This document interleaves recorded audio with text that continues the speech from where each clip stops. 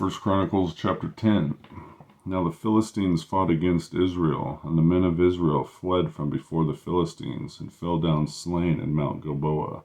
And the Philistines followed hard after Saul, and after his sons. And the Philistines slew Jonathan, and Abinadab, and Malchishua, the sons of Saul.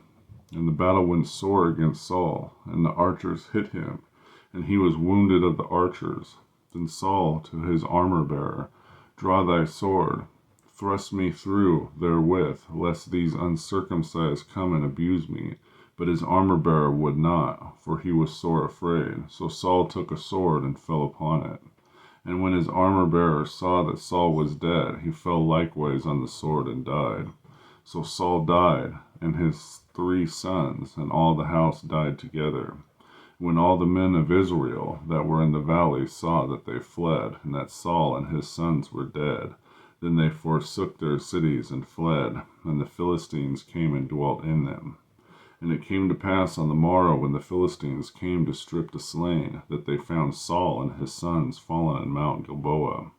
And when they had stripped him, they took his head and his armor, and sent into the land of the Philistines round about, to carry tidings unto their idols and to the people. And they put his armor in the house of their gods, and fastened his head in the temple of Dagon. And when all the Jabesh-Gilead heard all that the Philistines had done to Saul, they arose, all the valiant men, and took away the body of Saul and the bodies of his son, and brought them to Jabesh, and buried their bones under the oak in Jabesh, and fasted 7 days.